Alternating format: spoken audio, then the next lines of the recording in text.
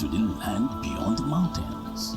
Through the Sahara, we bring on-the-spot news, live analysis, expert discussions on trending stories in politics, business, socio-economy, sports, and documentaries. So catch all the updates on the happenings around the globe. Stay focused on the fact today, only on ATN.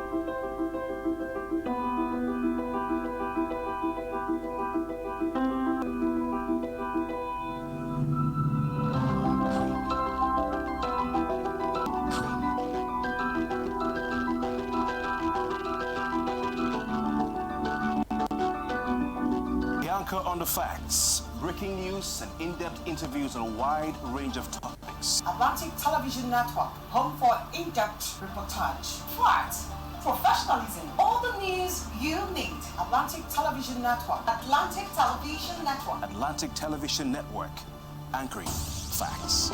But I remain committed to the United Kingdom leaving. Since I became Prime Minister, I've said we must get on and get Brexit done on October the 31st so that this country can move on. Sir, my amendment is that Mr. President should be invited to come and explain the situation. For the Nigerian government to confident and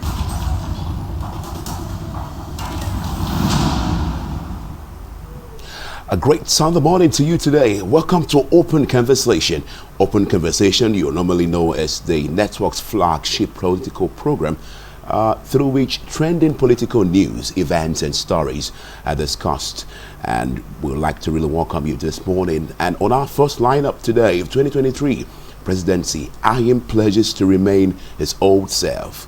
And we've got another one that says that the state of the nation, the issues surrounding Fashola, that's the Minister of Works and Housing, talking about his achievement of this administration here today.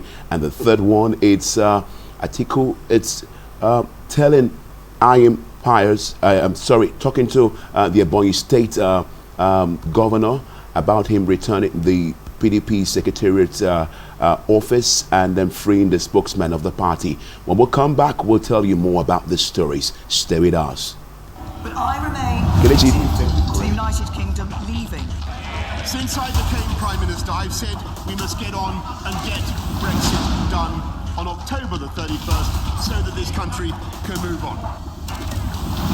Sir, my amendment is that Mr. President should be invited to come and explain the situation.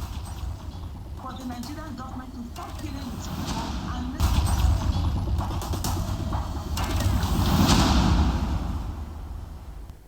Good morning to you. Thank you for joining us today. 2023 presidency, Ayim pledges to remain his old self. People's Democratic Party, PDP presidential aspirants, that's Senator Ayim Pius.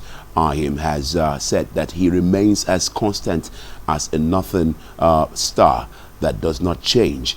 and will remain his true self if elected president of Nigeria in 2023. Ayim said this, and that he will not change from what he is. People have known him for, or have known him to be, insisting that he would rather remain on the path which he has earned his favor, respect, and recognition of the Nigerian people.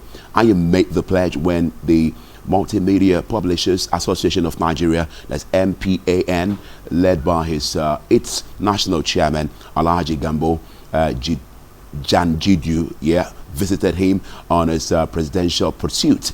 Fielding questions for members of the group, Ayim said this, and I quote, "If there's any role I had played in the past to the admiration of the people, including bringing stability to the nation or the National Assembly as President of the Senate, I will repeat it in the presidency. If there were roles that I still played as Secretary to Government of the Federation in making the Goodluck Jonathan administration a reference point, with applaud today, to the extent that Jonathan is rumored as being wooed to come and serve again, I would like to repeat same and even more if given the chance to be the president of Nigeria." Now, on our second lineup, we're looking at the state of the nation, that Buhari has achieved more than PDP in infrastructural development, says the current Minister for Works and Housing. Now, you must understand that Fashola has said, that Babatunde Fashola says that the President Muhammadu Buhari administration has achieved more in infrastructure development in 6 years than the People's Democratic Party. Quite a statement there. That in 16 years under the three presidents. He said the achievement is despite the administration having smaller resources than the preceding PDP administration. Mr. Fashola said this on Thursday at the Progressive Leadership Conversational Series held at Bristol Palace in Kano. Now, the dialogue series, broadcast live by some radio stations in Kano, provided a platform for interaction between residents of the state and the minister on issues of governance. Mr. Fashola presented pictures of projects and commendations of a cross-section of Nigerians to buttress his claim on the performance of the Buhari administration in the last 6 years now. Infrastructure, he says, and I quote, is the most legitimate way to distribute money in an economy from the top to the bottom. He said Mr. Fashola, who has coordinated the work of the administration in the sector as the minister since November 2015. From 6 years ago, this government, led by the President Muhammadu Buhari, as far as infrastructure is concerned, has been doing what the United States government is still trying to do.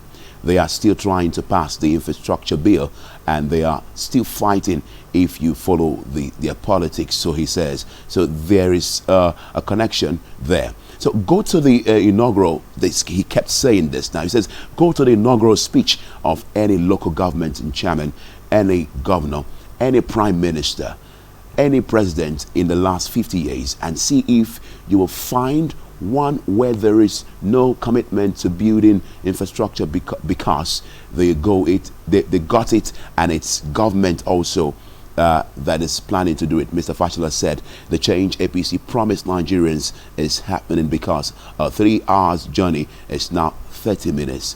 Well, quite alarming there. Let's see how through this is. And the next story we have on board is Atiku beckons Umai to, return secretariat in Ebonyi State. A former Vice President, Alhaji Atiku Abubakar, said this. He has ordered Ebonyi State Governor David Umai to return the secretariat of the People's Democratic Party (PDP) to the party since he has defected to the All Progressive Congress as the APC. Now, the party office has been on the lock and key since Umai joined the APC, which forced the PDP to relocate to a hotel as its temporary office.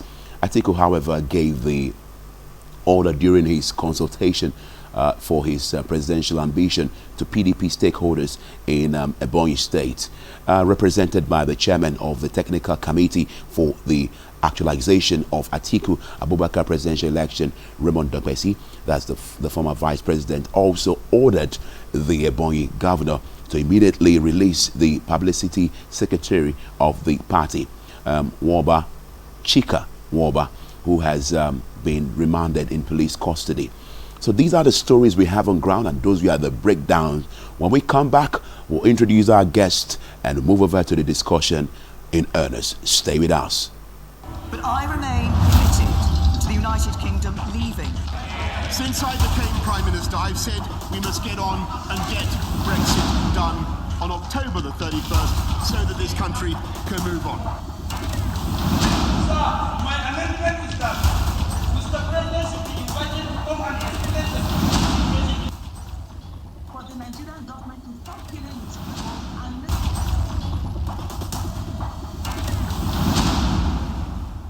From the line across the ocean to the land beyond the mountains, through the Sahara, we bring all sport news, live analysis, expert discussions on trending stories in politics, business, socio-economy, sports, and documentaries.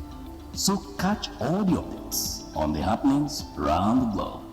Stay focused on the fact today, only on ATN.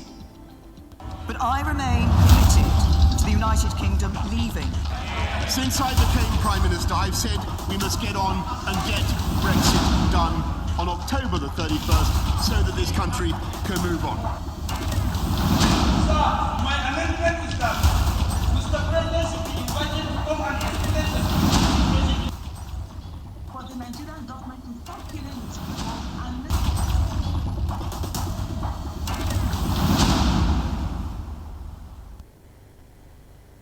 Welcome back from the break. This is Open Conversation today on this great Sunday morning today.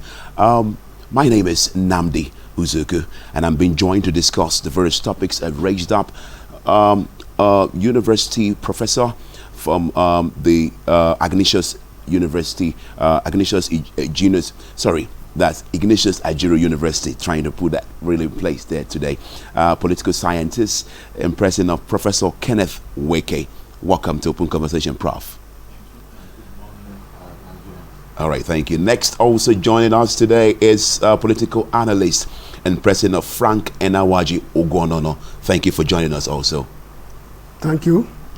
All right. Good morning, everyone out there. Good morning. Thank you. So now we've seen these discussions, gentlemen, and first I'd like to take you, Prof.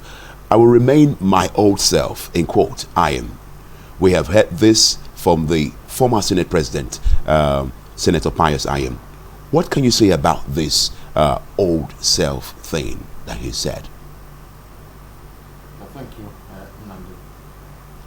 Here, for Ayim to say he will remain his old self, one can only say about oneself. He merely said something about himself, remaining an old self. In literature, we learned that one of the ways to define a character or describe a character is what one, the character says about himself, what others in the literary work say about that particular character, and then finally what the author says about that character. And so all of these put together make up the character of anyone involved in a literary work, so to say. So for Ayim to say that he remains himself means that he knows himself. So one cannot dispute when somebody say, I'll remain myself. I remain myself as well. Nandi, you remain yourself. And I remain myself, Ken Wiki. And Ayim remains himself. But again, what are others saying about the character Pius Ayim? a former Senate president, a one-time Senate president, a leader par excellence in Nigeria.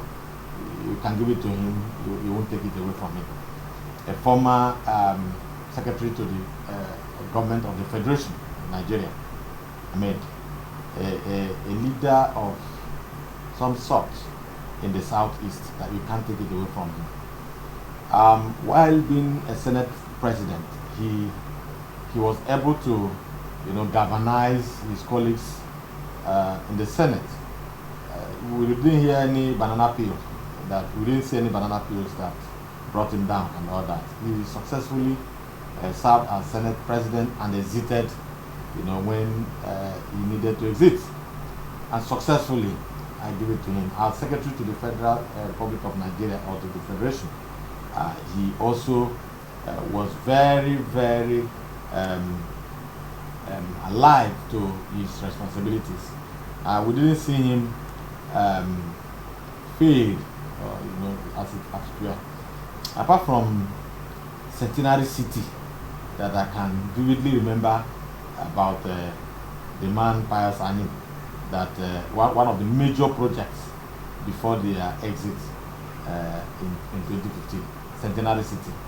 I was in Abuja a few weeks ago, and I needed to go see that Centenary City, how it looks like. And then, but some friends were saying, look, the place has been abandoned and all that. And I was wondering how all of the efforts that the previous government did in bringing about that Centenary City and all that, that has been washed, or I don't know. It appears to have been abandoned and all that. And so, what is wrong? And I think that the present government should be able to look into that Centenary City thing to see how not to allow because they raise a lot of funds, under that program and all that. And I know that I still can remember vividly that Pius Anyim, spearheaded. He was the head of that Centenary City stuff, and yes, and that government was able to demonstrate that look, that city was going to bring a lot of succor to Nigerians who are going to use, the facilities and all of that there. But unfortunately, I didn't hear. I haven't heard much about that city, and I long to be there. And I hope that in the next few weeks that I'll be in Abuja, I'll try and see what is happening to Centenary City. And so, but by and large,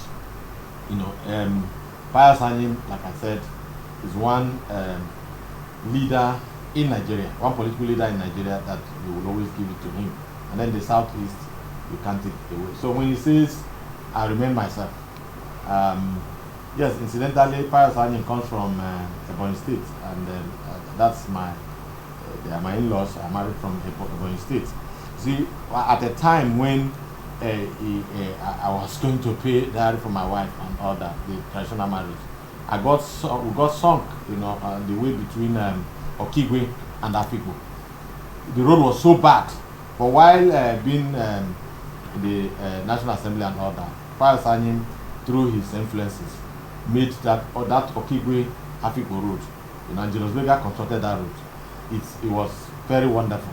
He brought development, he influenced a lot of development to his people, around the Ebonyi State. That I can be sure of that. So that road, stood the test of time. I remember, like I said, we got sunk at some point. My people said, why did you come this far and all that? But within 1 year that Pius Anyim swung into action, that road was constructed by Julius Berger, and till today I can cruise to my in-laws' place without matching brake. Right. So that's one area you can also say that he did well for his people, and can say that he will remain himself, maybe. Okay, we saw him in the administration of Obasanjo, and Prof has mentioned a few things. Frank Enawaji Ogonono, would you say that his past achievements can actually help him galvanize support for the 2023 elections? Well, I believe that every politician will speak to praise himself. Because why? Politics is about interests. He has interests, so there's no way he will come to the public and begin to destroy his personality. As a Nigerian, I observe what happened during the first era of this democracy. The Igbos were giving the Senate president. Within four years of the administration, the Igbos had 4 Senate presidents, which is unprecedented. We knew when David Mark was there, he served without any breach.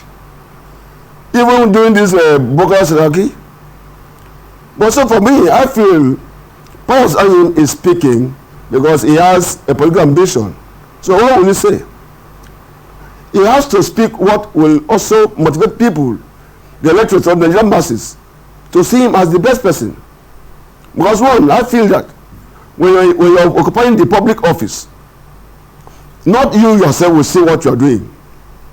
The people at the outside will observe this man, whether he is a man who can lead or who cannot lead. Though for me, Pius Anyim is a very good speaker, and he's a quiet man. If you observe the political scene in Nigeria, you hardly find him to be in one of the maybe crisis rocking even the party. Rather, he's out to say peace.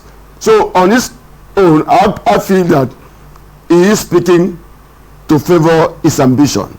But another way around, Nigerians are watching the political strategies of all the politicians, whether they are doing well or not.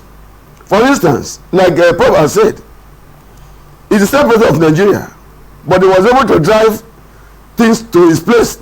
Maybe I also done other things to other people. But for me, this era is about building their castle, not in the air, on ground, so that the people can also have access to their castle. And that's what I feel that Pius Anyim is trying to do.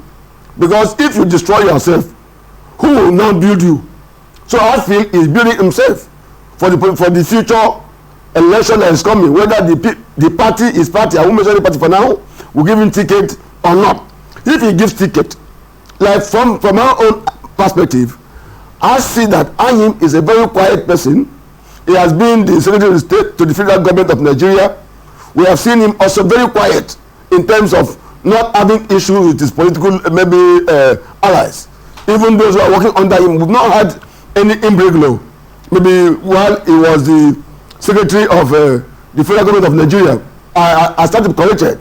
But I feel for now the statement credited to Pius Anyim is about building trust. Because if you don't build trust in politics, whether you're a good man or a bad man in politics, the electorates who are seen to be docile may not even want to follow you. If you begin to castigate, begin to cause confusion, some people even may not want to follow you. So for me, he is a gentleman who is giving the. I'm not trying to campaign for him, but we are following his public profile. He has been a good gentleman in terms of public service.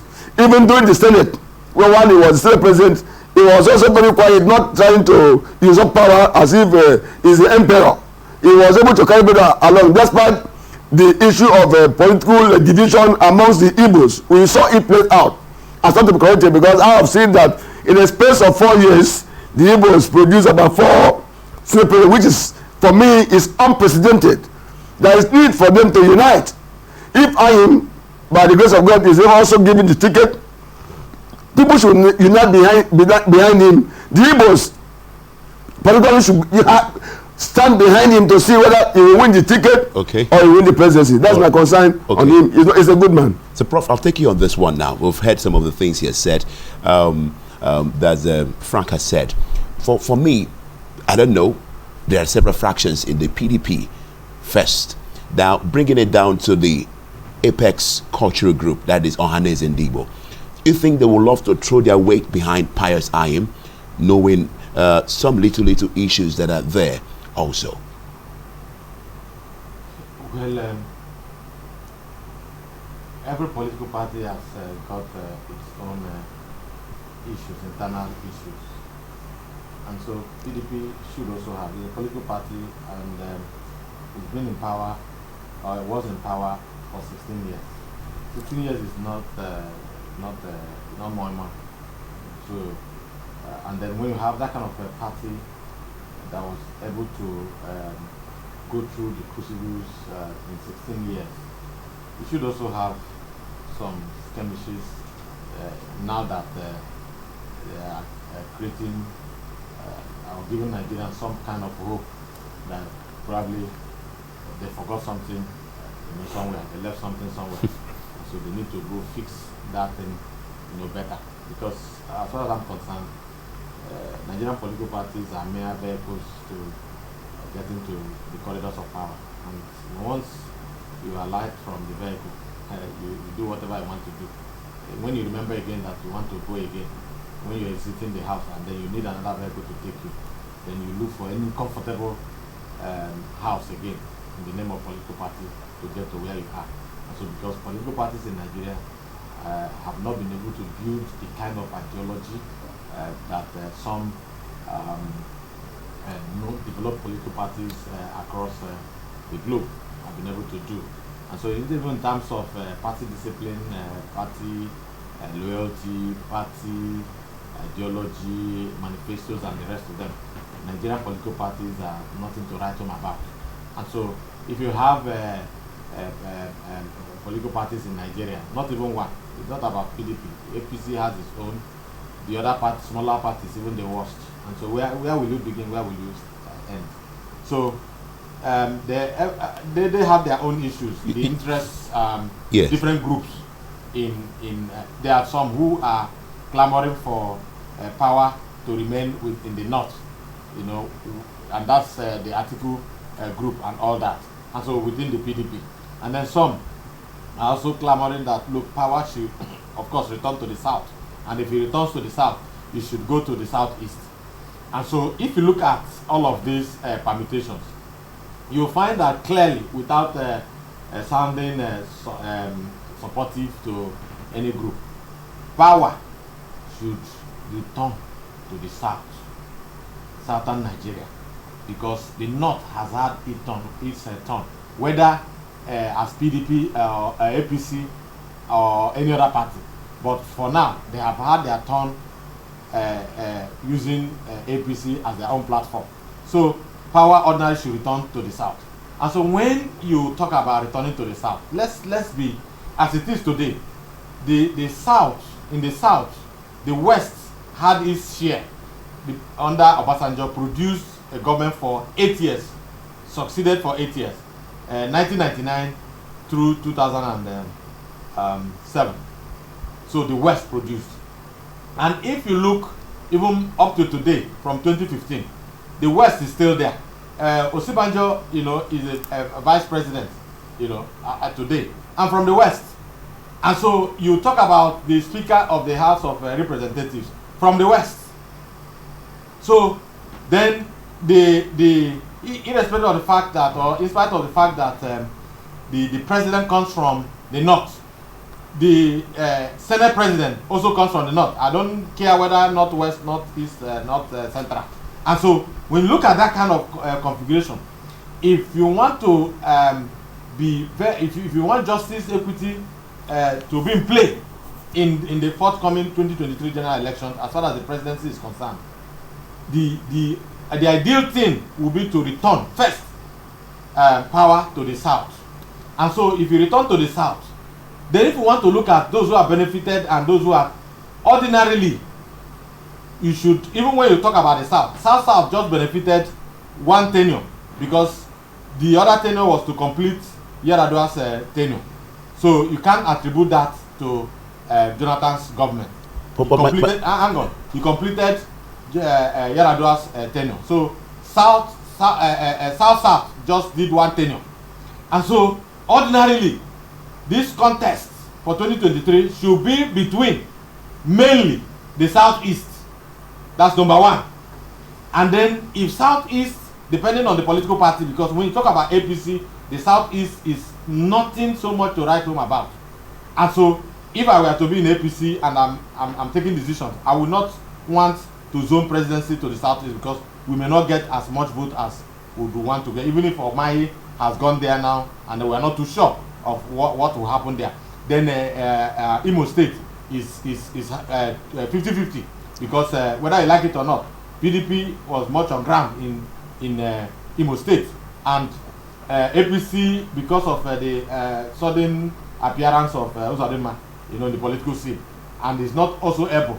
They have a lot of issues within the APC in Imo State, so that may be also a challenge. So why will you throw a presidential ticket to a zone that will not give you? Then it's only in PDP that you can be sure that in the whole of almost the whole of South and the Southeast, that you can be sure that of their votes, from the PDP and all that if you give it to somebody from the Southeast, you garner a lot of votes. But a lot of contests will be there for the Southwest. So, and hang on, I'm coming somewhere. So if you look at this, the another soft landing in all of these things will be the South. Well, you've said a few things that are triggering a lot of reactions today. My question is the South really ready enough to really take over power? Very well. Southeast, are they ready now to take over power? Because we have several people coming out. We have Orji Uzor coming out, Umahi coming out, and now we recently learned that Okorocha has also declared his interest for the seat. So are they ready? Then you are now trickling down to the issue of zoning. Most people have said that the zoning principles should be put aside. Let's have someone from any extraction of the country that is credible enough to really lead Nigeria. What's your take about this? You see, the game should not come to my table and they want to change it gets to my table now, our table, you just want to shift the goalpost now. For what now? No. Justice and equity. So why are we talking about having a federation that's been built on inequity and a lot of injustices? So why have we been complaining that we do not have a federalism, that brings to bear the aspirations of various ethnic nationalities in Nigeria? And so why are we talking about that? And so if we cannot allow simple rotational presidency between the North and the South to thrive, and now we are talking about, yes, I agree that we need a Nigerian that is truly Nigerian, that can help drive development for us as a people, as a nation. But we cannot throw away the fact that we are made up of many ethnic nationalities that we can't even, let me let you know, Nandi, even as I am as a chairman, I feel marginalized in the politics of Rivers State. You say, oh, the chairman and the Kwere people are the same. They are not. When they come to political things and all that, you begin to see, and then when you come to the Kwere, when you come, forget that language thing. When you come to Ikweres, you begin to see the politics between Obiakpo and the other main Ikwere and Emo and Port Harcourt City.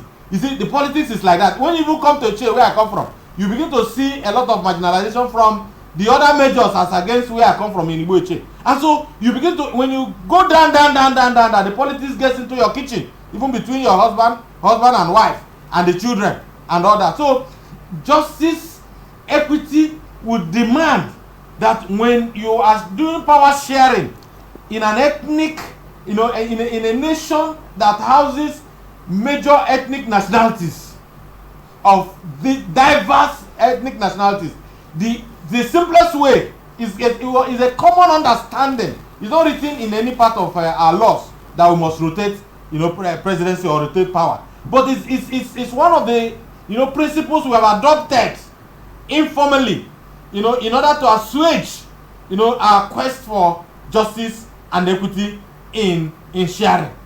And so when my people say when this teeth bite and this one does not bite, then it becomes another thing. And so it is right for us to talk about North-South. People who also talk, even in Rivers State, that we should do away with riverine upland. It's dichotomy. They are also, when they want to achieve certain things, no, we need a detribalized Rivers land. who, irrespective of that, you know, you play politics with all. See, there is a dichotomy. There is the Jaw Riverine mainly, and then you have the upland, and so there is need for power to rotate between them, because if you bite here and this one does not bite, it pains the other side. And so equity demands that when you want to do power sharing, allow all those that are affected to also have a bite of it. So as we speak to you now in Nigeria, it is a south-south without missing words.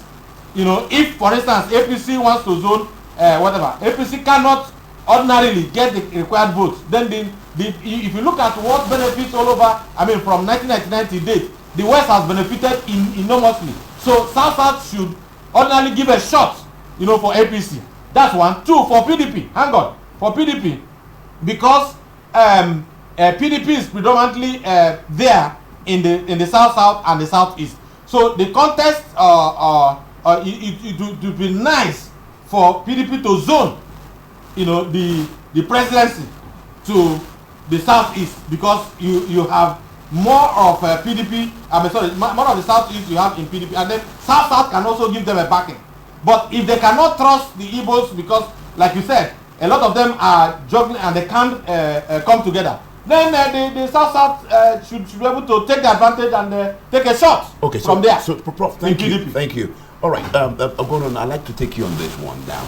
The zoning principle, is it what has held Nigeria down? Most people have actually speculated that the zoning issue has held Nigeria down, and that's why we've not really had great developmental strides. We see the issue of nepotism, tribalism taking place in the nation Nigeria. What would you say about this? Sorry, zoning is not in practice. It does in theory. Politicians will use the issue of zoning to whose maybe electorates to vote for them. In the real term, are we zoning?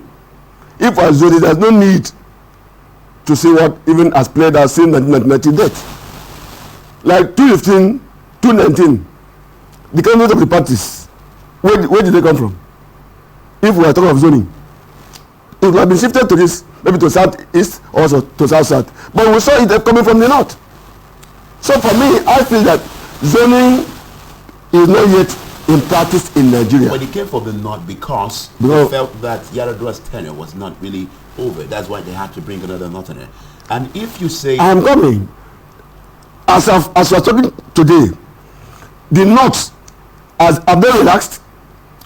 They are also clamoring for power. Ordinarily, if we are talking of zoning in place, nobody from the north should even agitate. Nobody from even the south or southwest should even agitate. But they are Nigerians. No, I think you are talking of zoning. Because zoning, when you are zoning something to me, whether I am good or bad, but I know that I'm a good person. I'm a good person. There's no need for you to even begin to demand.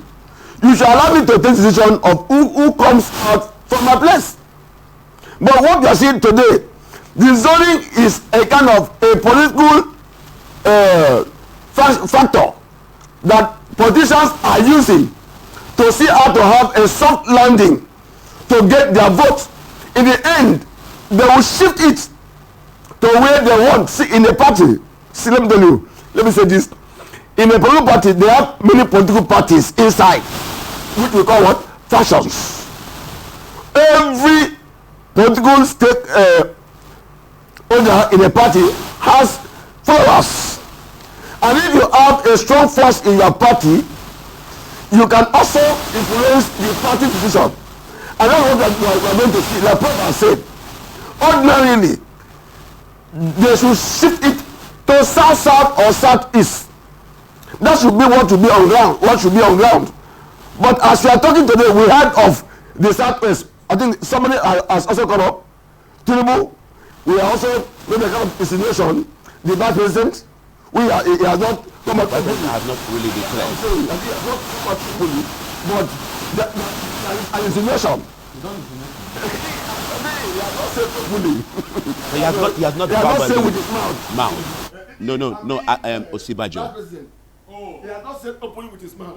But But Tinubu has come up openly to say, I won, and I've gone to Mr. President to say, please, after you, I want to replace you in the House of Rock. But my own concern is this, like, for those of us who come from what we call the core minorities, what is our stake in the leadership of this country? Only zoning can help us. Let us face the facts. But if you look at I'm from Andoni or Bulu, my population maybe 500,000. While some ethnic group in Nigeria today, they are talking of millions. If I understand for election on ethnic basis, it means I will not win election. But you know, Prof mentioned something that zoning is not in any constitution. Yes. So how, and it was just the idea of PDP, yes. Yes. So how would that really come into play? Yes, it can come to play when the political parties are honest. No, when the discussing of equity, those who will come to equity will come with clear hands. If you know that, for instance, let me tell you for free. No government in this country, since from this dispensation of so-called the nascent democracy, is too old to be even. We have not been able to touch our economy. We have failed. Why am I saying this? Up to today, since 1999, we've had women who discussed that one later about first saying, no, for me as a Nigerian, as a Rivers man, no government has done the needful to impress me as a person. Even the past president. Why? Let me tell you, we are still importing fuel, even from Japan. I want to import fuel. Not from even the president. I want to import fuel. Sorry. So far as the federal government has failed to build refineries and to rehabilitate new ones, no government is working because the only working is the crude oil they are shipping to other parts of the world and import into Nigeria. So let them zone the presidency, the two major political parties, which we believe one of them will win the election. As it is now, one of them will win the election. Prof. No other party. Okay, so for me, they should zone to the two sides, south or southeast. Thank you, Mr. Frank. Now, Prof, I want to take you on this. You're a political scientist, and you've seen the modus operandi of different administrations that have come on board in Nigeria. He said that the Nigerian government has failed. What's your take on this? Has the Nigerian government actually failed? I was reminiscing on the failed states debate as I was driving through around the city yesterday, and thinking around the theories of social contract theories as a political scientist, looking around certain social contract theories that I want to likely work on as my inaugural, as I plan to give to put my paper for inaugural. And I was looking at this failed states debate. For me, is you have imagined realities about the debate of failed states.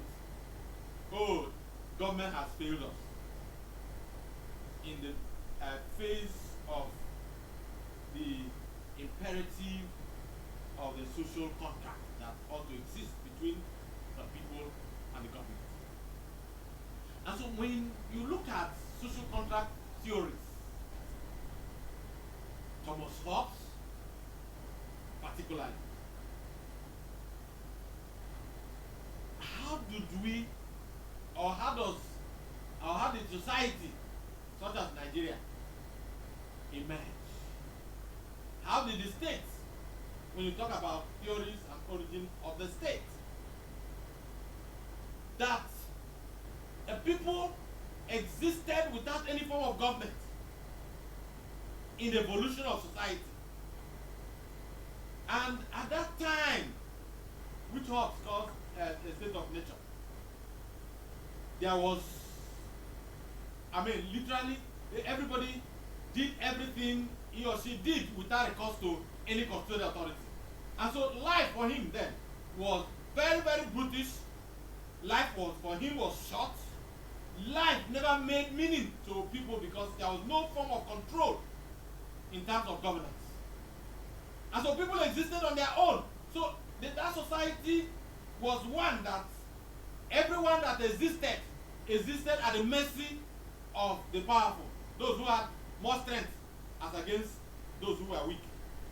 And so the giants lorded it over the weak.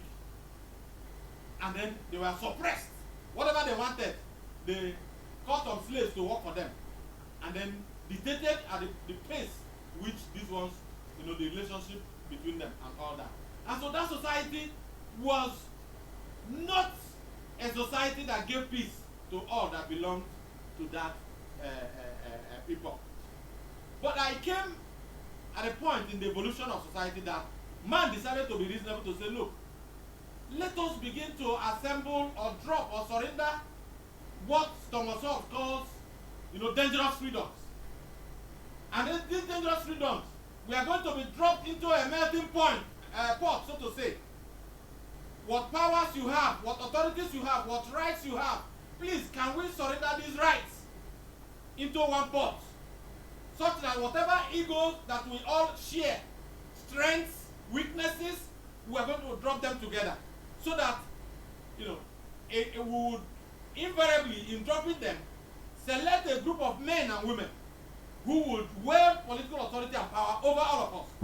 With our diversity, can that really work? No. With our diversity? No. I'm telling you the historical epoch of the society. Yeah, I understand. Came into being. Yes. And so that was the understanding at the time when they all surrendered what Thomas Hobbes particularly called dangerous freedoms. And they gave authority to certain persons who wielded authority on behalf of the people. And so that trust was there to say, look, do this on our behalf. So whatever decisions you took were in the best interest of all of us. Wasn't the trust? That was the basis of the social contract.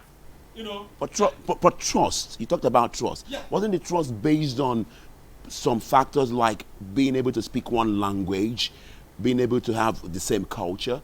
But we don't have that in Nigeria. We have different cultural. At that time, people did whatever they wanted to do at their own level, whether it cuts across diversities, and different groups and the rest of them. So it didn't matter whether they were speaking in the same language or not. But what mattered for them at that time was, just to have peace. Because I will always tell my students in the lecture that probably I assumed that during the state of nature which Thomas Hobbes created, that picture he painted, that at a time when there was lack of food in your house as a man and you had so many children, you just call them and say, okay, Mboko, come here today. Bring Mboko, let's slaughter Mboko, and then let's make pepper soup and eat. That was not against any law because there was no government, there was no law.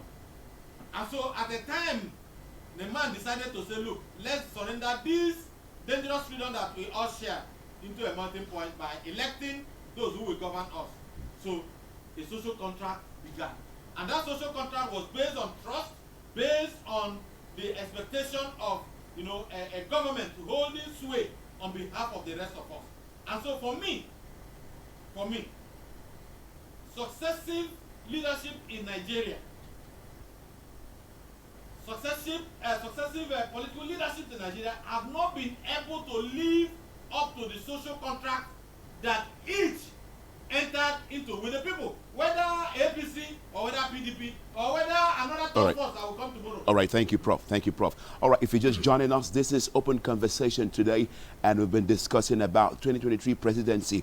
I am pledges to remain his old self. We'll take a short break. When we come back right now, we'll continue a little bit with this discussion before we move over to our second discussion that has to do with Fashola's reading out things that the APC government has done, saying that it has achieved more than the PDP in terms of infrastructural development. Stay with us.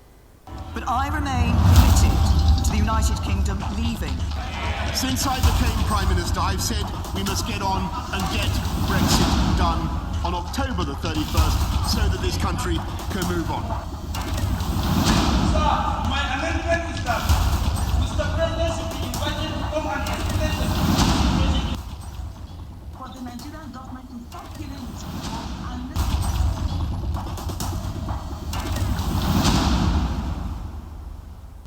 But I remain committed to the United Kingdom leaving.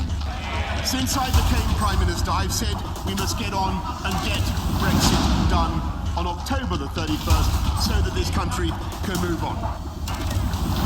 Sir, my amendment is that Mr. President should be invited to come and explain the For the Nigerian government to stop killing its people and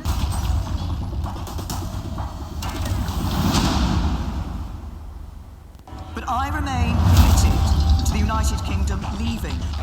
Since I became Prime Minister, I've said we must get on and get Brexit done on October the 31st so that this country can move on. Sir, my amendment is that Mr. President should be invited to come and explain the for the Nigerian government to stop killing its people and across the ocean, to the land beyond the mountains, through the Sahara, we bring on-spot news, live analysis, expert discussions on trending stories in politics, business, socio-economy, sports, and documentaries. So catch all the updates on the happenings around the globe. Stay focused on the fact today, only on ATN. But I remain committed to the United Kingdom leaving. Since I became Prime Minister, I've said we must get on and get Brexit done on October the 31st so that this country can move on. Sir, my amendment is that Mr. President should be invited to come and explain the for the Nigerian government to stop killing its people and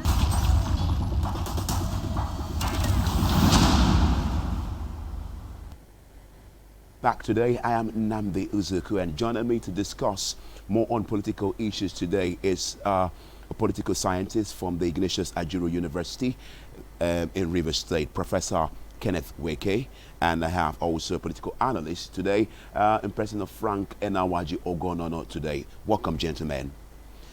So, gentlemen, we're moving over to the next issue, which is the state of the nation. That Buhari has achieved more than PDP in infrastructural development, says Fashola.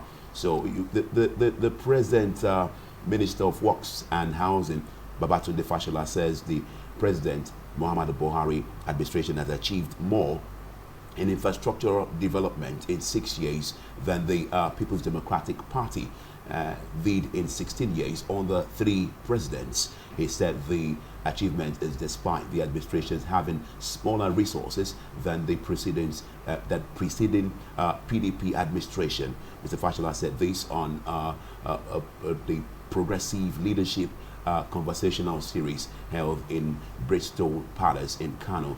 Now, the dialogue series, broadcast live by some radio stations in Kano, provided a platform for interaction between residents of the state and the administration on issues of governance. Now, what really caught my attention was that Fashola presented pictures of projects and commendations of a cross-section of Nigerians to buttress this claim on the performance of the Buhari administration in the last 6 years. Now, gentlemen, looking at the comment of the Minister for Works and Housing, Mr. Babatunde Fashola, would you say that the Buhari's administration has actually achieved much in the area of infrastructural development? I'm taking you first, Mr. Frank, and now you're going on.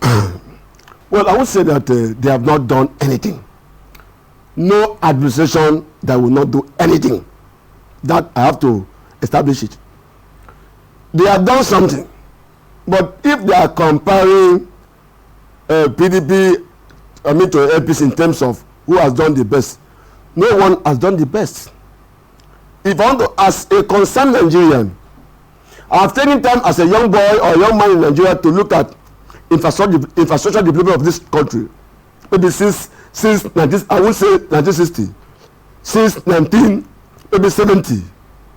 I want to tell you that the military actually built this country that all of us are trying to destabilize. One, national asset. Let me talk from the angle of the economy. The refineries that we all talk about today, that we cannot even refine in any of them, are built or were built by the military. If you go to Ikotabasi, like what we call Albino Smithing Industry or company, built by Abacha. Now, we don't know what is happening. And I was told as a man that a company alone can produce aluminum that will be used in West Africa. That we don't know what is happening. If you go there opposite to Popo, you can see it at Ikotabasi. Now, look at the LNG. It was built by Abacha. I'm not trying to, it's no longer alive. Even they wanted to metamorphose into a civilian president. It was built by the military administration. Today, that those assets are giving Nigeria money. Look at Ajakuta steel industry.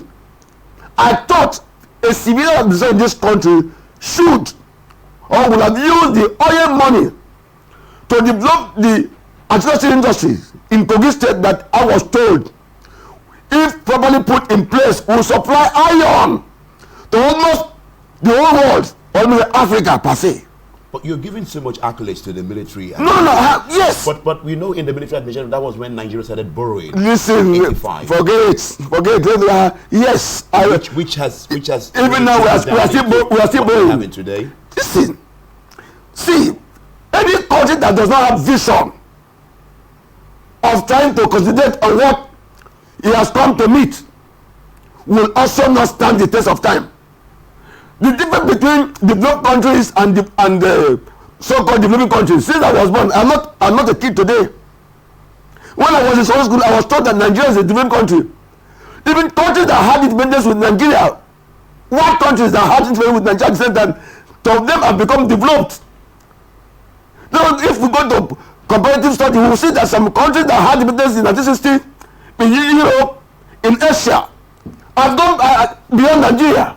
So my concern is what Fashola has just said is just protecting the interests of his party, because 2023 is coming. I'm not saying they have not done any road. See, the East West Road today has gone also is not in good shape. I was on that road this morning. It took Abacha administration only a year to fix that road from Trailer Park to Elele Junction. I don't know how long we will on that road today. Now, every government has what we call rehabilitation policy, which means to maintain. Are you aware that almost every year they vote out money to rehabilitate the roads and to build the ones, even our refineries to put them in order, the seaports and everything? They don't do it.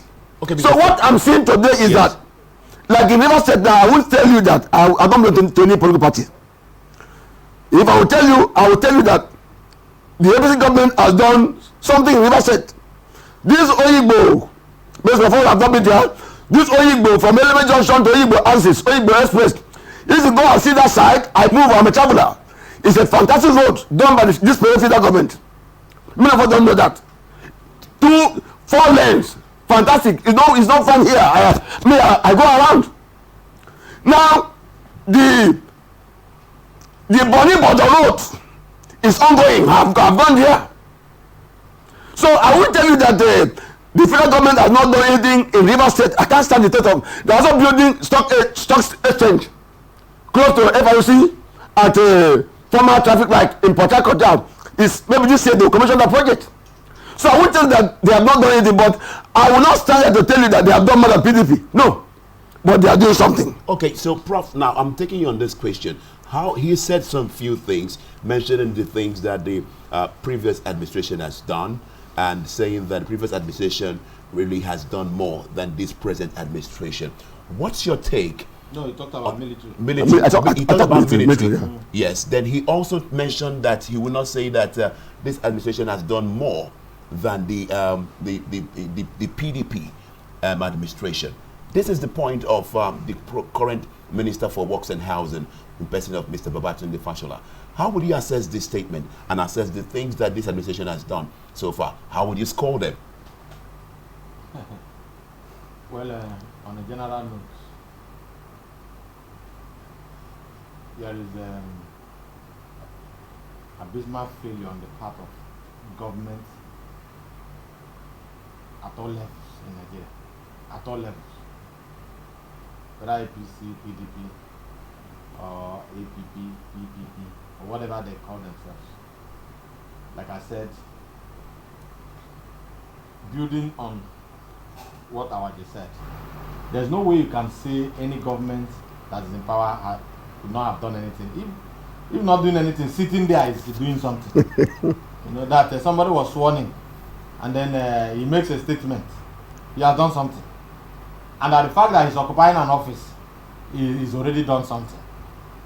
But again, and most importantly, is that the social contract, because when you go ask for votes from the electorate, tell them all you need to tell them, or you need to tell them to convince them, both the truth and all the lies.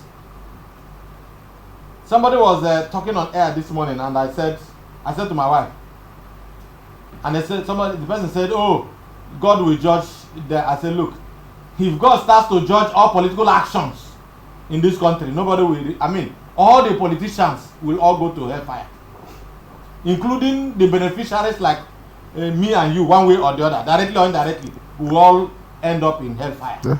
If God should judge us for all our actions, inactions in politics, it means clearly that a typical Nigerian politician is one that manufactures lies.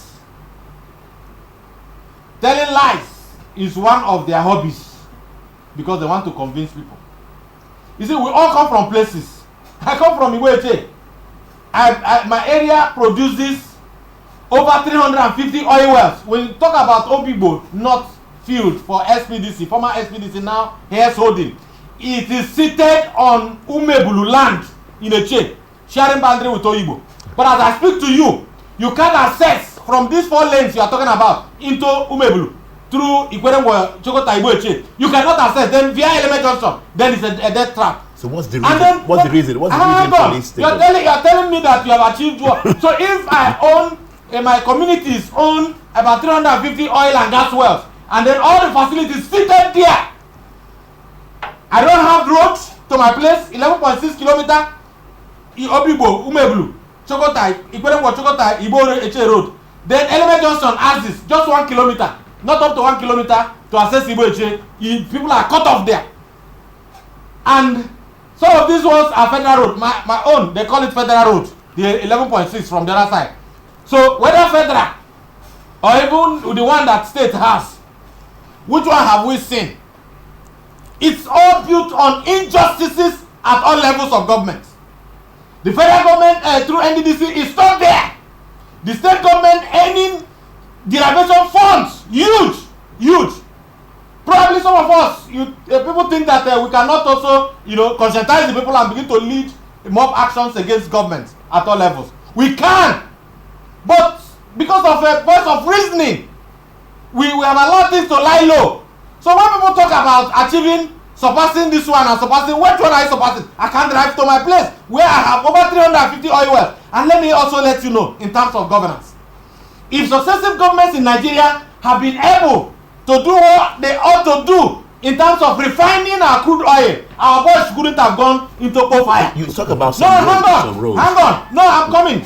They wouldn't have gone into coal fire because, of course, if you have refining, including the modular refinery that federal government said they were going to bring, PDP didn't bring it. APC is not bringing it, even as it's exiting power. Even the states in the Niger Delta ought to also engage in modular refinery. Okay. What can even local governments should be able to engage in modular refinery, and they are not doing all of those. So who is sabotaging the system? Which sabotage? The political leadership in this country are sabotaging the political system.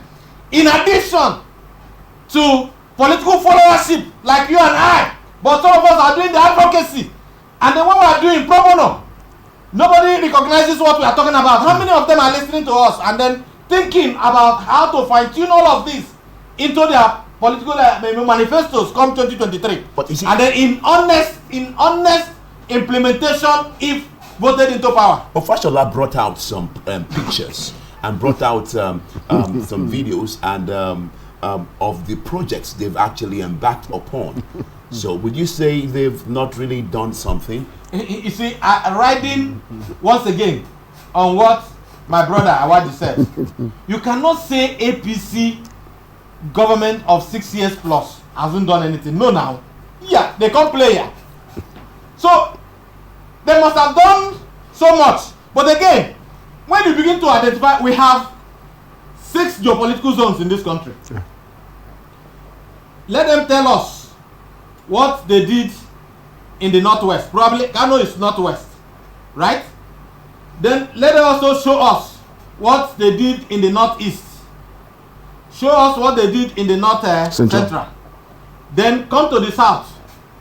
Show us what they have done in the west. In the south. Awaji has said that beautiful road from Obibo Eleme Junction is something that you give it to them. As you are driving to the southeast, I'm one person who goes to the southeast oftentimes. When they close up those gaps in the southeast, you just close eyes here and you are in Enugu and all that. Beautiful. You can commend them.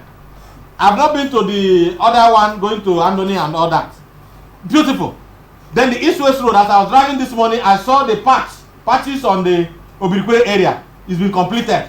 I mean, those kind of things. And then we need the east-west road to be closed out completely, because this is the south side that produces the bulk of the nation's resources.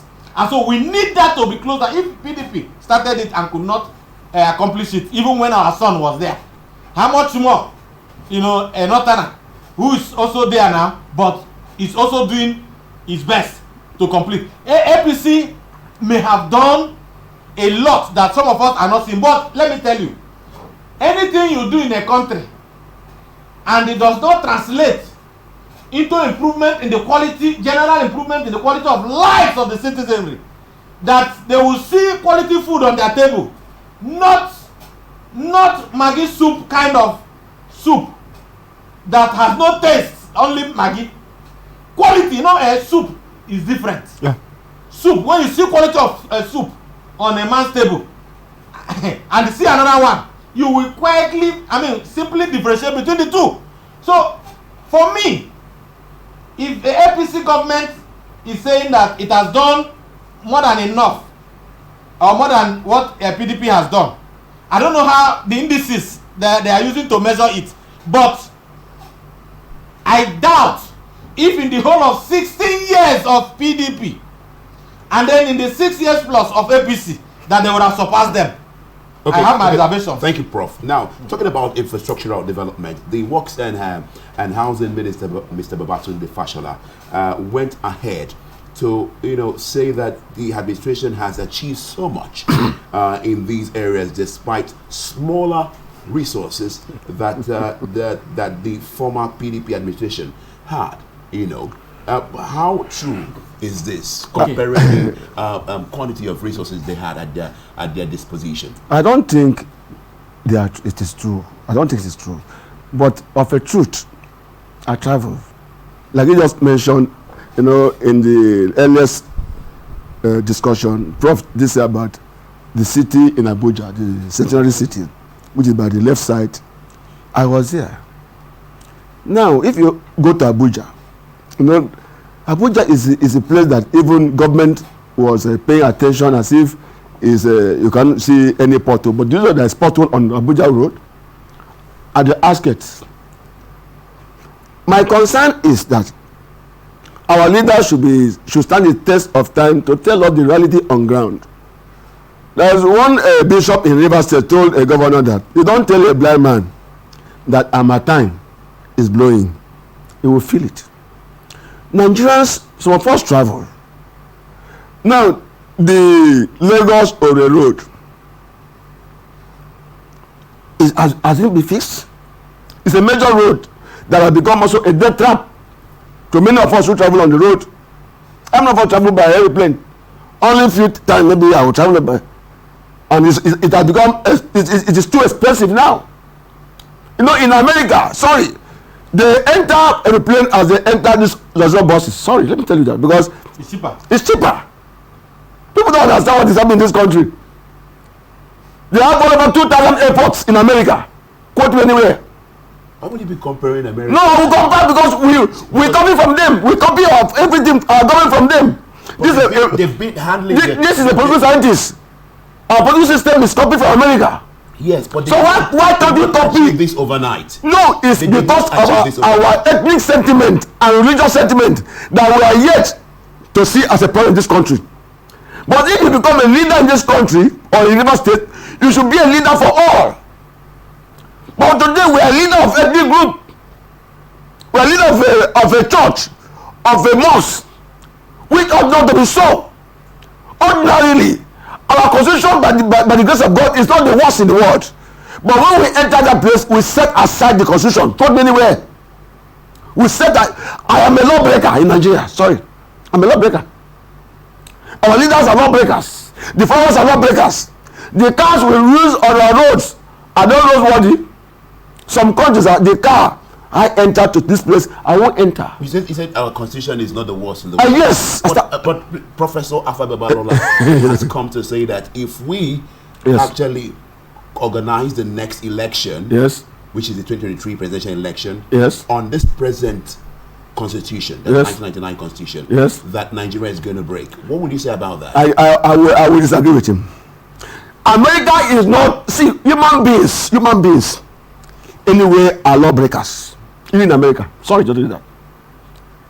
It's a political scientist. Man is out to break the law. But the enforcers of the law when also behave like the breaker of the law. What else do you expect?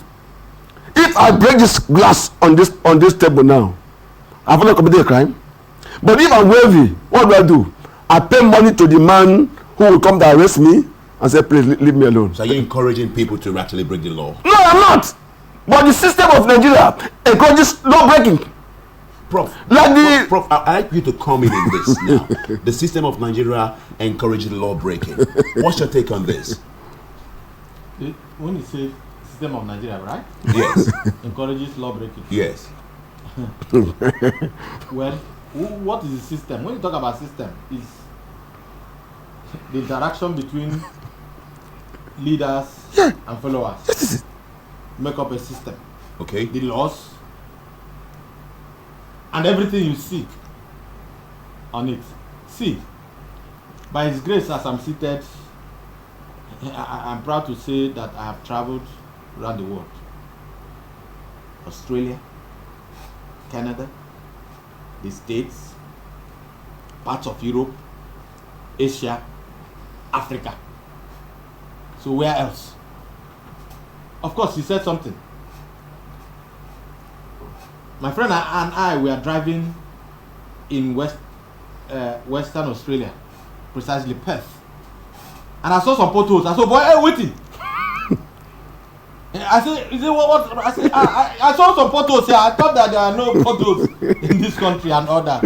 He laughed. I said, no, but the potholes there have sizes now. Do you understand? Yeah. Like I said to you, quality of food differ, quality of soup. So the quality of the pothole, they differ from what we experience here. Yeah, now it's a big ditch. And of course, I was also driving one day in Canada with my son, and I saw some, and I saw boy, especially in Quebec, Montreal, and I saw boy, see this. So this will also have some bad roads, so to say. But again, like I said, quality, no grade by grade. That these roads may be very rough and all that. You can't compare it to what is that obtains here.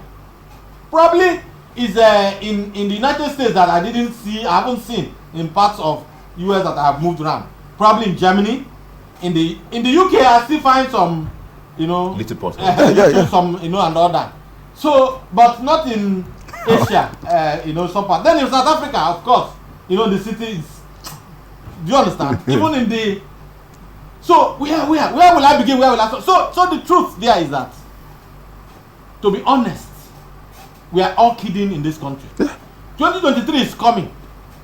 I come from a Che ethnic nationality, for instance, that ought to produce the next Senate President. No. Yes. Do you understand?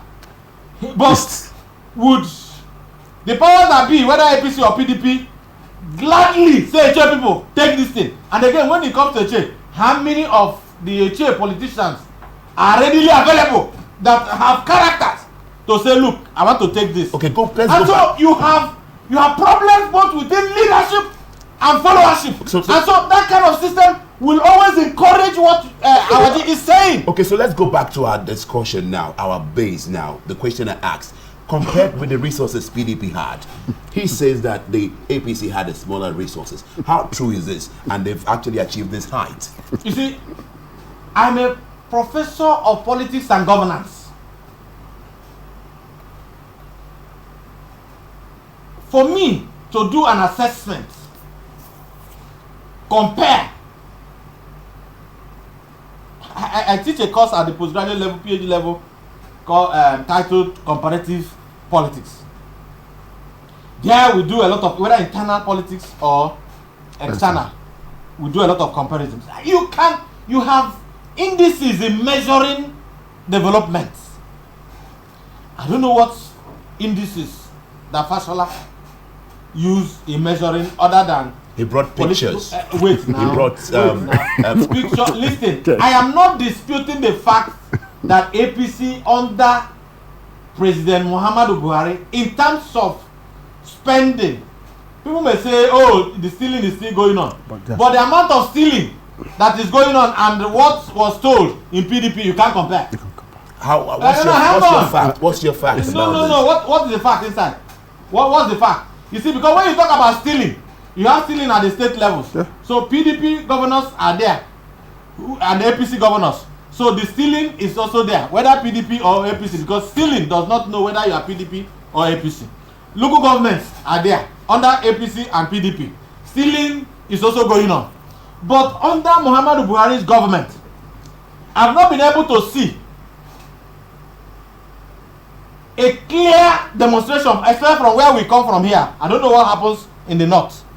A clear demonstration of somebody having access to state resources and going to display it and say, look, see what I've done with your money. You know, a lot of people do all these things with a lot of disrespect. They steal money and they show the people that, look, I've stolen your money. What will you do? Nobody does that under this federal government right now, because the government is very strong in whether I call it political witch hunting or whatever. People at least are afraid of displaying this wealth, ill-gotten wealth anyhow. And so that one alone is checking the excess of, let me shock you. People will say, let me bust your brain, but I'm not busting your brain in that regard. That, do you know why I have taken a study why this country in terms of economy has remained where it is?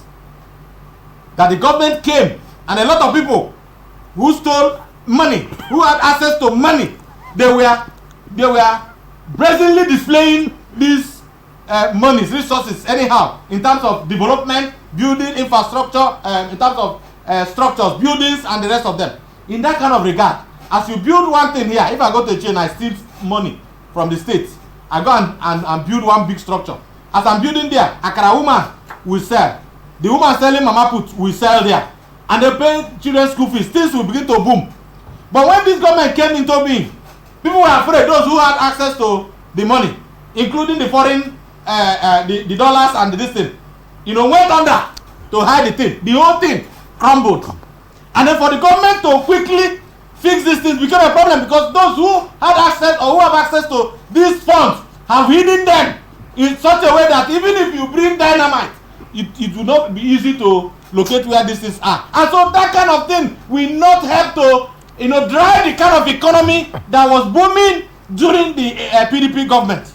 But it was not as if they did much, but because there was a lot of money in circulation. But now, whether in the state or the federal level, just a few people are having access to the funds of the state, and so it's not circulating. Okay, so when you want to do a comparative study, also compare how open the PDP government was in celebrating corruption that appeared as if people were enjoying. But now, there appears to be a little of sanity. Not that stealing is not going on at all levels of government, but with little fear, and they are not bringing them out into the economy. And so that's why it appears that what APC government is doing is not being the effect is not being felt by the people, as opposed to what PDP government did in the 16 years. Thank you, Prof. If you're just joining us, this is Open Conversation, and we've been discussing the issues raised by Fashola, saying that this present administration has really achieved more than the previous one, which is the PDP administration. When we come back now, we'll go over to the next issue on ground, which has to do with Atiku and Umahi. Atiku really calling on Umahi to return the PDP secretariat in Ebonyi and telling him to free the party's spokesman. Stay with us, we'll be back. But I remain committed to the United Kingdom leaving. Since I became Prime Minister, I've said we must get on and get Brexit done on October the 31st so that this country can move on. Sir, my amendment is that Mr. President should be invited to come and explain the situation. For the Nigerian government to stop killing its people and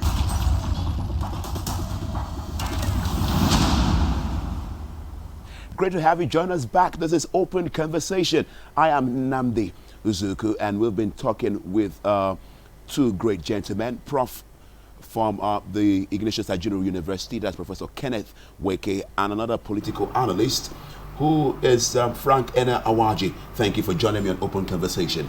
So we're moving now to the next issue on ground.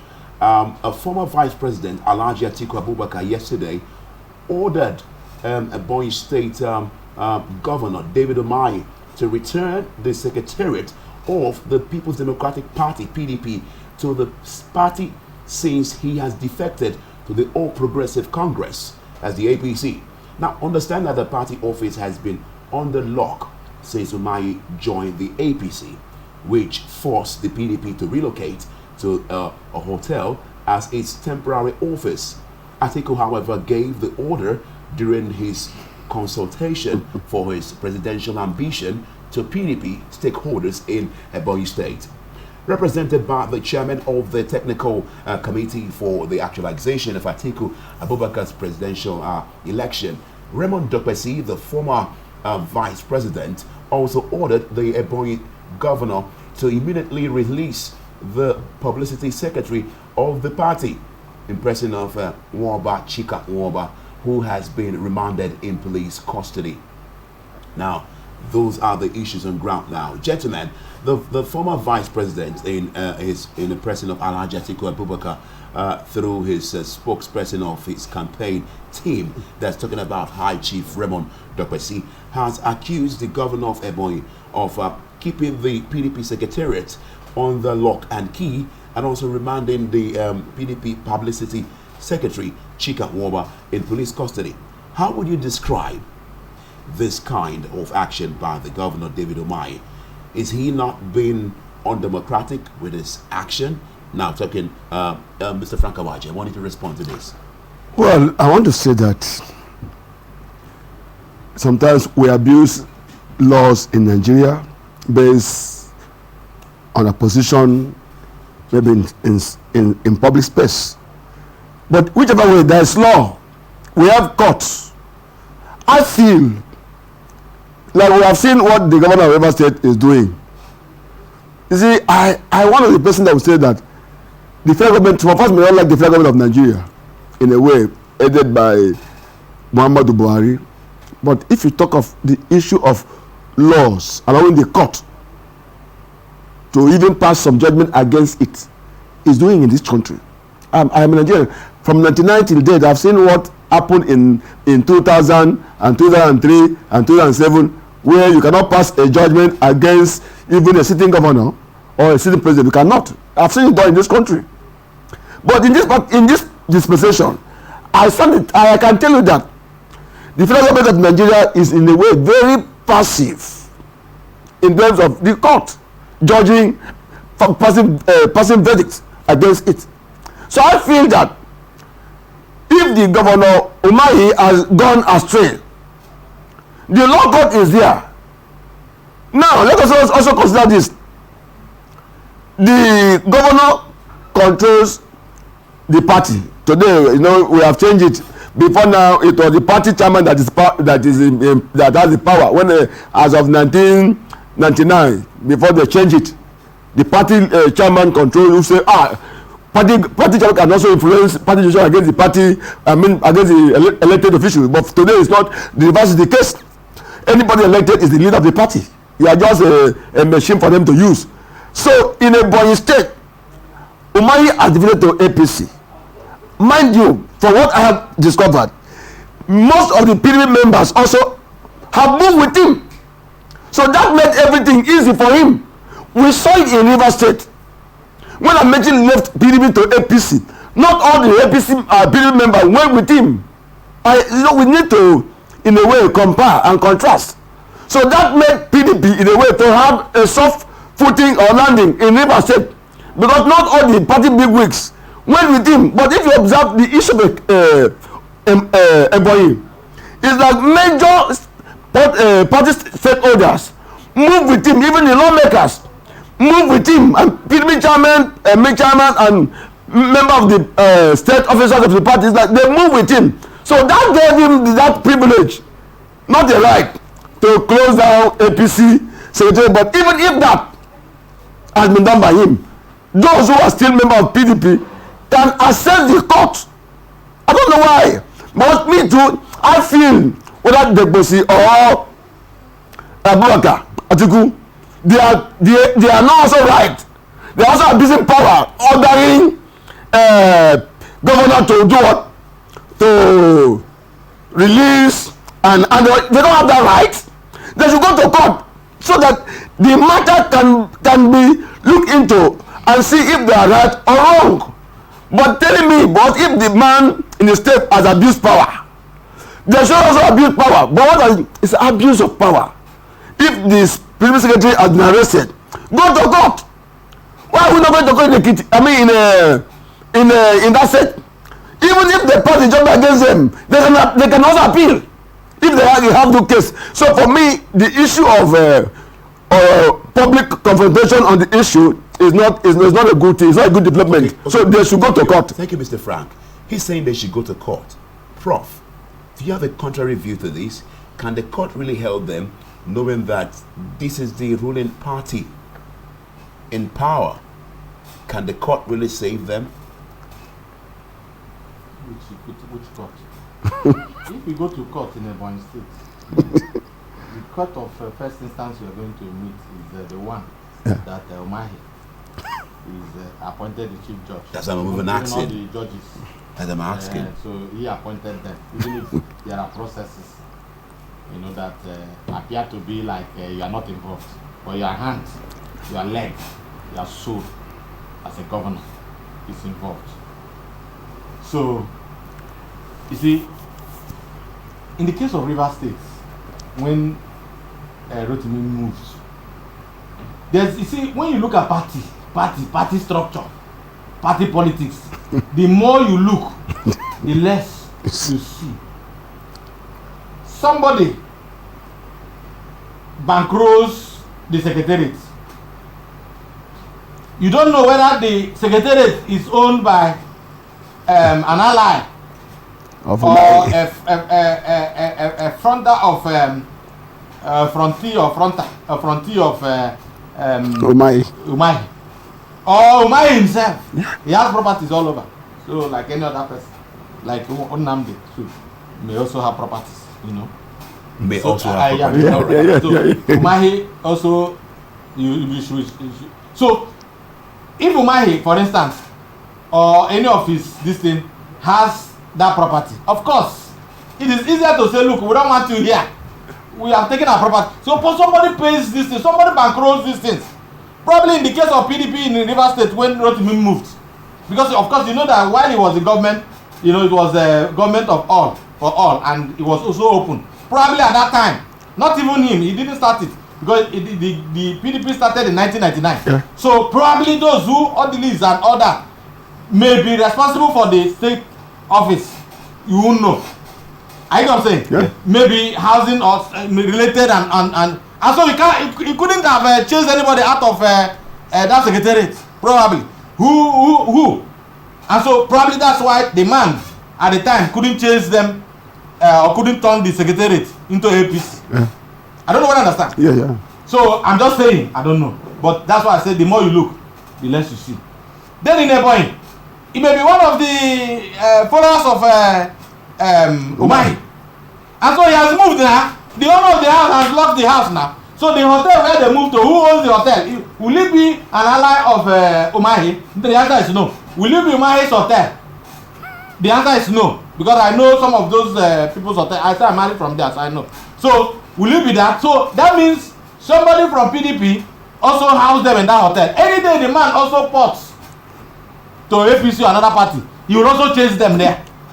So it's a matter of who pays the piper that dictates the tune. But fairly So, speaking, now, is this democratic of him what to is fair? behave What is fair inside this thing? No. Let me ask you. No, I should be asking you. No, what is fair inside? I should be asking now, you. listen. It is because the Nigerian political party system is built on a faulty foundation. The system we are talking about. Ordinarily, for a political party to exist, it should be made up of men and women who decided to say, look, we'll think together, we'll flow together in terms of our aspirations, in terms of what we want to bring to the people. We share common goals, common aspirations, and we come together, pool our resources in terms of contributions and fund the party. But in Nigeria, it is only one man, two men who come together, who are the heads of affairs, who are governors, for instance, who are president, former ministers, former this, former that. They bring their money together, especially governors, past governors. They have access to money, past presidents, ministers, and all the rest of them, or some big businessmen around political corridors. So these ones are the ones that bankroll some of these expenses for political parties. And so when you have that kind of arrangement that is littered all over across political parties, anyone that is moving will move with his property, with his keys intact. Yeah. So for these people to order, what are they ordering? Which impetus to order? To order who? Umahi has collected his key. Let them remain in that hotel. So if they also win elections tomorrow, take back Ebonyi State, of course they can also acquire another one, but they should also be careful. And that tells you clearly that political parties in Nigeria are mere vehicles for ascending to political power. And when once you ascend, you drop it. That's what Umahi has done. And it's a lesson for all Nigerians who are also rallying around them, including those who are rallying around Umahi today. When he falls out with them, he will also, or some of them will also do it to him. So it's vice versa. So even Atiku that is also saying today, if Atiku moves to APC, he will also move with his structures. Yeah. So what Dr. Sedas is also talking about today, he has a television station and other. Of course, he's a businessman. If he gives them some structures for himself as a party man today, if he moves to another party, he will also take his keys. So what is he ordering who? So this issue of political parties being vehicles for people to get into the corridors of power, how can this be reversed? It cannot be reversed when we follow the law of the land. It's the same thing even in America. Like, I have asked myself, do we have what we call our national or Nigerian dream? Where is the dream or the vision of Nigeria? If you are asked, will you be able to tell? Which dream? We don't have a dream. So what propels? The dream we have is the dream of stealing. Stealing. That is it. Lies. And lies. Well, see, we're here to prove that. No, it's the truth. The next generation is. Some people have said which generation? Coming to change which generation? See, this generation. See, let us see. We are deceiving ourselves in this part of the world. The issue is this. See, there's no way even the youth can emerge and do better. Sorry, with the system we have, we need to begin to create a vision. With the issue of the answers. Which answers? We're getting close to. Sorry, go and investigate. You are a journalist. I'm also doing one. Who actually is getting the answers? Is it the common man? So I had answers as if we have won a battle. Who is getting the answers? Is it the common man in my village, Ebukuma? Or the man picking pericles in the creek? So let me tell you this, is that we are celebrating these answers as if we have achieved something. My brother, those who get the answers and funded it were politicians. After the country, go and do the evaluation, you see. So what success? Any implementation?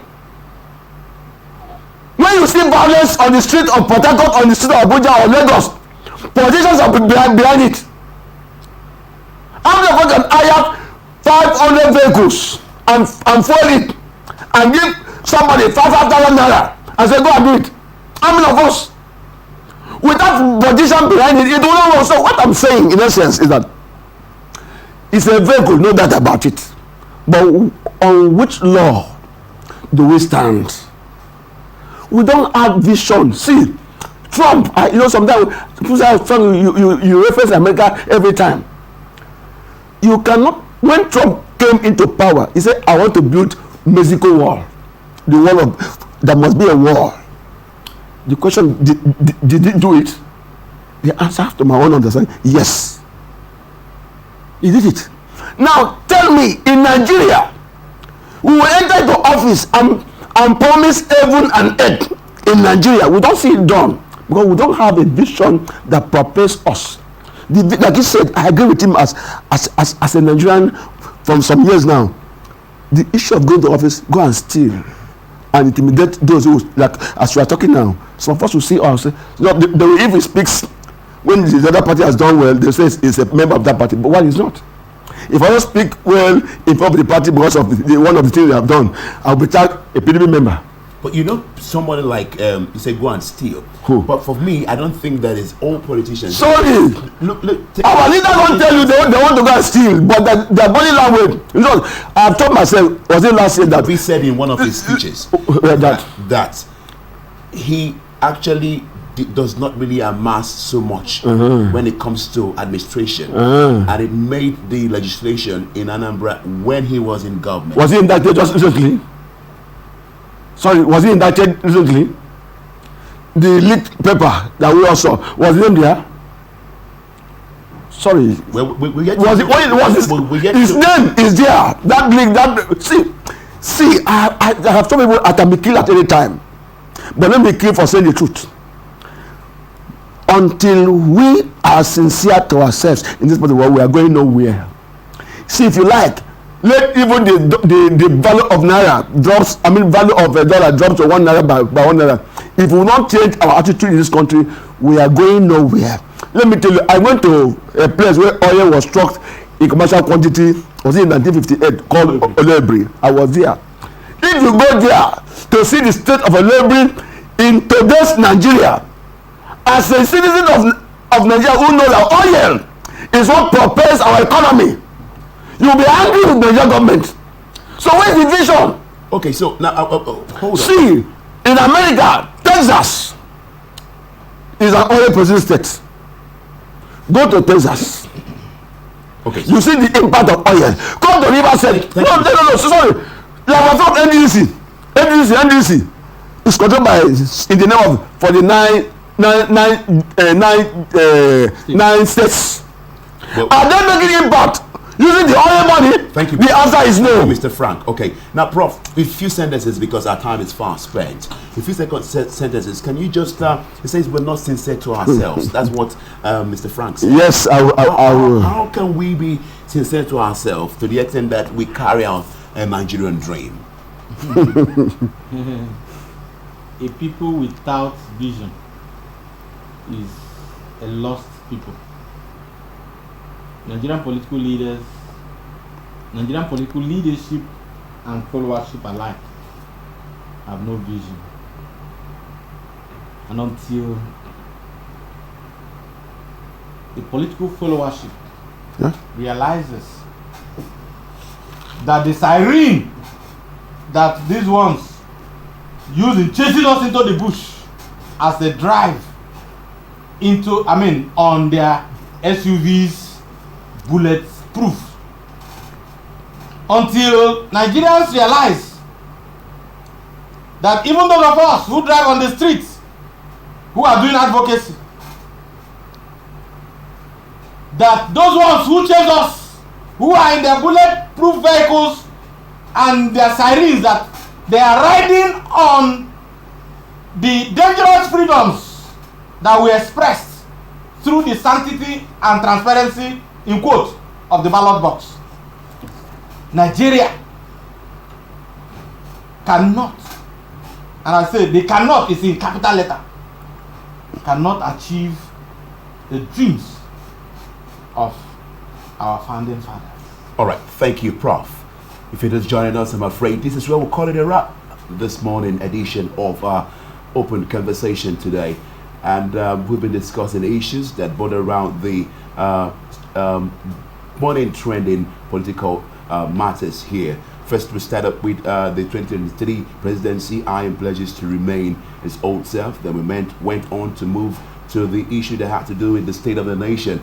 The statement by the present Minister for Works and Housing, talking about Babatunde Fashola, saying that Buhari has achieved more than PDP in his infrastructural development. Then we went over to the next issue, where the former Vice President and President of Alhaji Atiku Abubakar was calling on David Umahi, the Governor of Ebonyi State, to really return the party's secretariat and release the President of the party's publicity secretary. All right, so those are the issues we touched upon today. We would like to really thank our guest today, in person of a professor of politics and governance from the Ignatius Ajuru University in Rivers State, Professor Kenneth Weke. Thank you so much for coming for this program today. Thank you, Nnamdi, and thank you, Awaji, and thank you, Nigerians. But please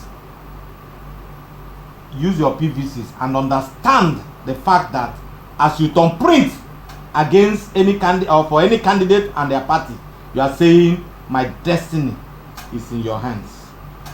All right, those are the final words of Prof. Then thank you so much, Frank Enawaji Ogonono, a political analyst based in Rivers State here today. Thank you. Let me also thank, behave like Professor. Thank you, sir. Thank you, Atlantic Television. Thank you, Rivers people. Again, for some of us who are saying, oh, we don't want this, we don't want this. Many of us have observed they don't have voters card. Go and get your voters card. Go and register. INEC is doing voter association, so we can also vote. And I believe an elected electorate will also do the right thing. Let's vote, and our vote will count. Come 2023, we can have also a sign of relief. All right. Thank you very much. You've had it all for my guests. Go and get involved in the politics and vote for the candidates you want to see. Also, you joining me. Thank you for staying till this time with me. I am Nnamdi Uzuku. You can follow us on all our social media handles, Facebook and YouTube at Atlantic Television Network. On Instagram is at Atlantic TV Network. Always remember that peace and unity are the pathway to progress. Enjoy the rest of the broadcast. Stay well. But I remain committed to the United Kingdom leaving. Since I became Prime Minister, I've said we must get on and get Brexit done on October the 31st so that this country can move on. Sir, my amendment is that Mr. President should be invited to come and explain the situation. For the Nigerian government to stop killing its people and